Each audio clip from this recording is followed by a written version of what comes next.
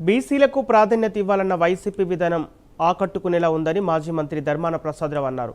YCP BC సమావేశంలో మాట్లాడిన ఆయన బీసీ నాయకులకు పార్టీ బాధ్యతలు అప్పగించి ముందుండి నడిపించాలని సూచించారు.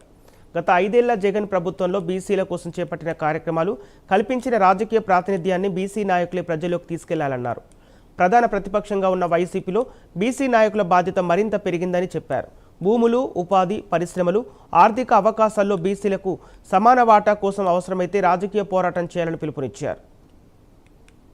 యుద్ధం చేయాల్సినటువంటి అవసరం వచ్చినప్పుడు యుద్ధం చేయాలి. ఆ ప్రభుత్వాల మీద ఇలాంటి వ్యతిరేక బంధాలు తీసుకుంటున్నాడు చేయాలి. ఈ మధ్యకాలంలో చూడండి, ఎక్కడైనా ఈ భూమి పంపిణీ దీంట్లో ఒక బ్యాక్వర్డ్ క్లాస్ ఎక్కడైనా ఉంటాడా? ఎవరికైనా ఒక ఎకరం భూమి వచ్చిందా? మనం అందరం ఫైట్ చేసి ఒప్పించిన ప్రభుత్వం తెచ్చుకున్నప్పటికి పంచడానికి సెంటు భూమి కూడా ఉండదు ఈ రాష్ట్రంలో. ఎంత అహంతో చెప్తున్నారంటే, 1 ఎకరం కాదు మొత్తం భూమంతా ఇచ్చేస్తానని చెప్పే స్థితికి చంద్రబాబు కుమారుడు లోకేష్ జారిపోయినాడంటే ఎంత హేళనగా, చులకనగా ఇతర సమాజాన్ని రాష్ట్రంలో చూస్తున్నాడో మనకు అర్థమైపోతుందని మీకు మనం చేస్తూ తొందరపడాల్సిన అవసరం ఉంది. రాజకీయం ఎదుర్కోవాల్సిన అవసరం. రాజకీయం ఎదుర్కోవడం అంటే అధికారం నుంచి దింపడం ఒక్కటే మార్గం.